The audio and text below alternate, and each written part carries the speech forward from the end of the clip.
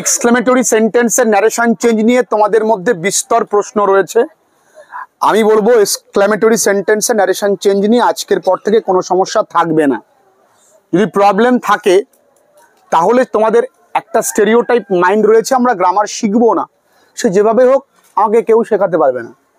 কিন্তু তোমাদের সঙ্গে আজকে তোমরা যারা সামনে বসে ক্লাস করছো, যারা ক্লাস 9-এ অনলাইন ক্লাসেস করছো, তোমরা দেখছো ধরে ধরে আমরা ক্লাসেস করছি, ধরে ধরে আমরা গ্রামারের উপরে কাজ করছি, ধরে ধরে আমরা আর্টিকেল প্রেপোজিশন প্রতিদিন প্র্যাকটিস করছি। সেই জায়গাগুলোকে তোমাকে ঠিক করতে হবে। সবাই এদিক তাকাবে প্লিজ। আমরা আজকে এক্সক্লেমেটরি সেন্টেন্সের অর্থাৎ লাস্ট সেন্টেন্স, এক্সক্লেমেটরি সেন্টেন্স মানেই আমি বলেছি যে গ্রামারটাকে মজা করে শিখতে হবে।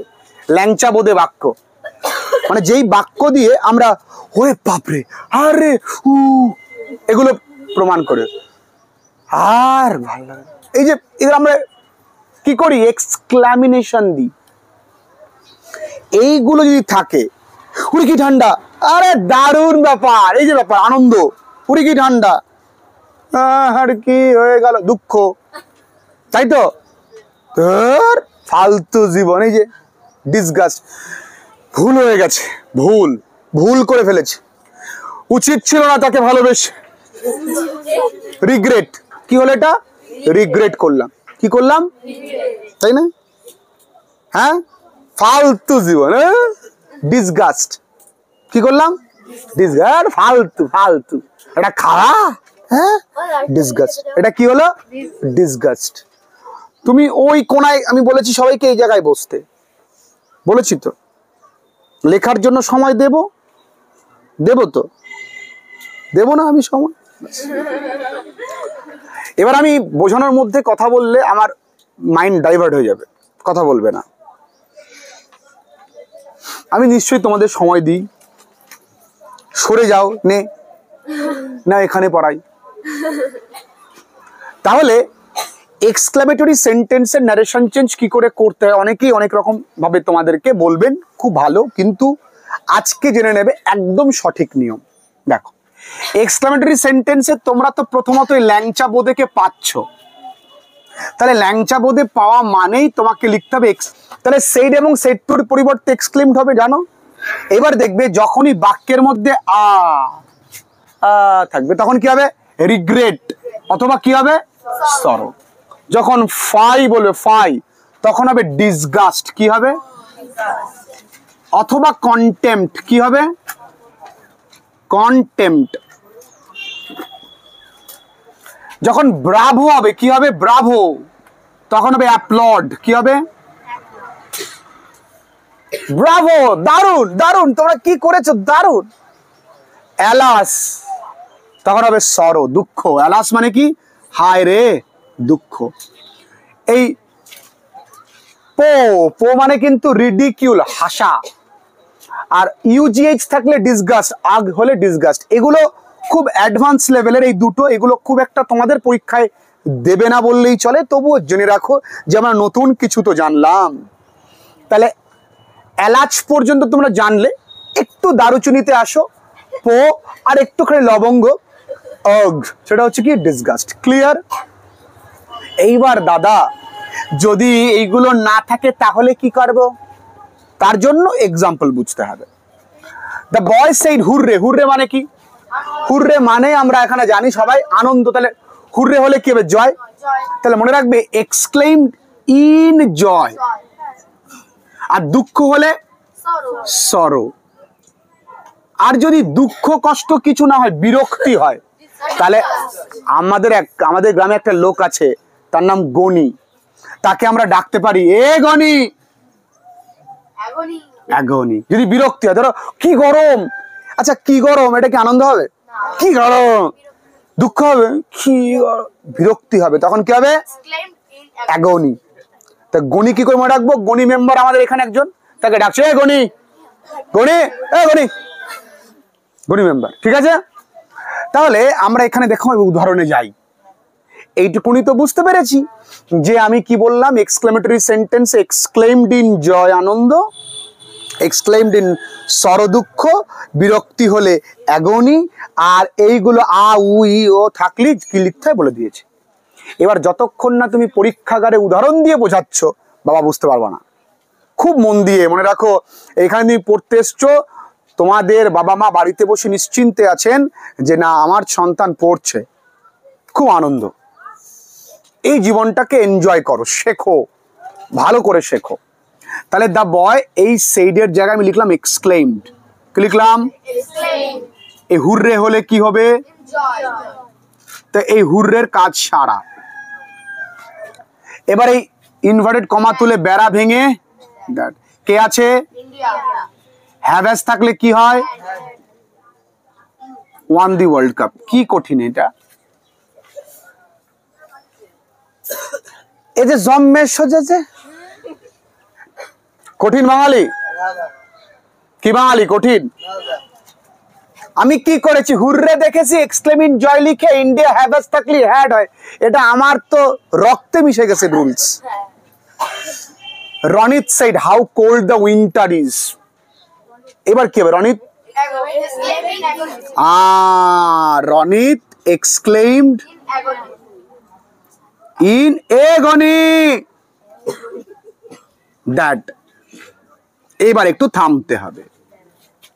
এখানে সাবজেক্টটা কি? তা লিখবো কি? The winter. ইজটা হয়ে যাবে কি? ওয়াজ।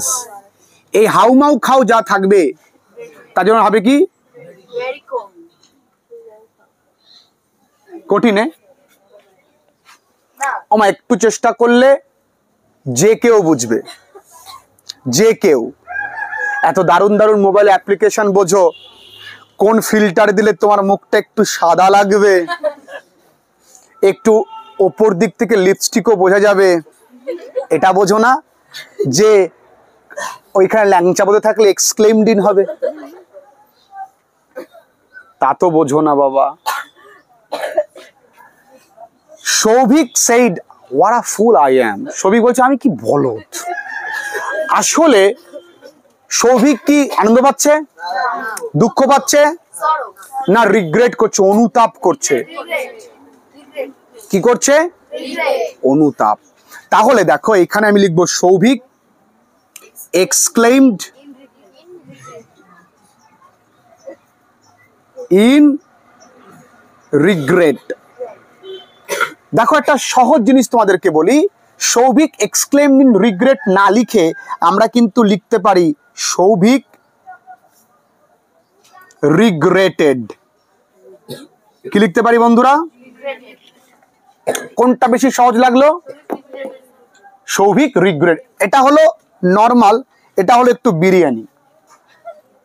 তাহলে Souvik exclaimed in regret that, এই আইটাকে তাহলে কি হবে? অ্যামিজারটা এই হাউ মাউ খাও হোয়াট রয়েছে।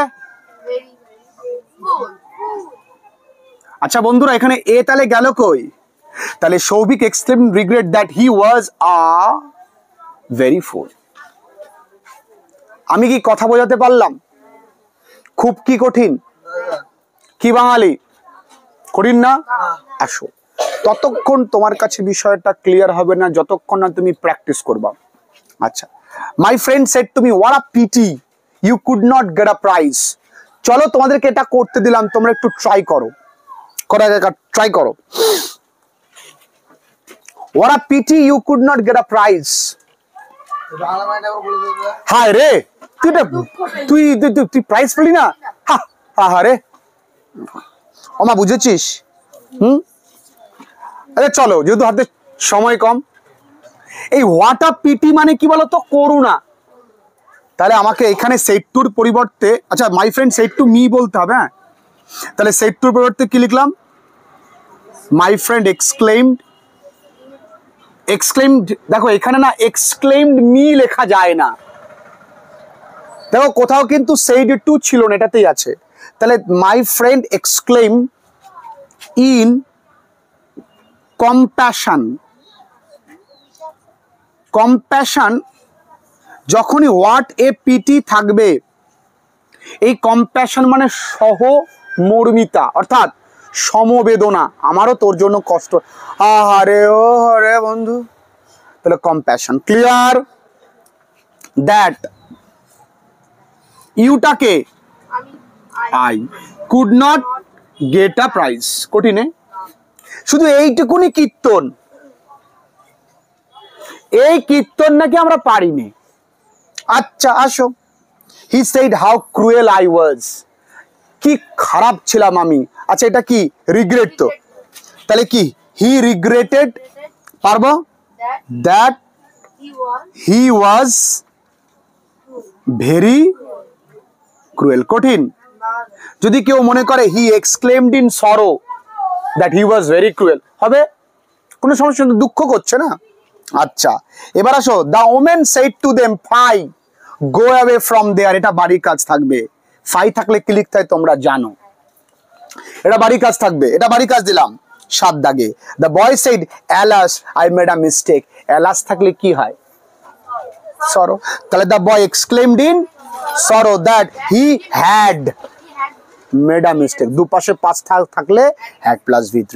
এই দুটো 6 দাগ আর 7 দাগ তোমাদের বাড়ির কাজ থাকছে। আবারও বলি বাঙালি আমরা কি করছি, এক্সক্লেমেটরি সেন্টেন্সের ন্যারেশন চেঞ্জ। একটু কিন্তু ভ্যারাইটি বেশি এতে, তাই না? ভ্যারাইটি বেশি না এতে, এতে প্রচুর কিছু লিখতে হয়। তোমরা খালি দুটো জিনিস খেয়াল রাখবে, exclaimed in sorrow, exclaimed in joy, আর কিছু লাগবে না। আর একটু খেয়াল রাখো এক্সক্লেমড ইন অ্যাগনি, আর কিছু মনে রাখতে হবে না। এগুলো তোমাদের পরীক্ষায় দেবে না। আমি যেহেতু অ্যাডভান্স লেভেলে তোমাদের জন্য শেখাবো, সমস্ত ক্ষেত্রে ছেলেমেয়েরা দেখে ক্লাসেস করে, তার জন্য এটা করলাম। আশা করছি বুঝতে পেরেছো।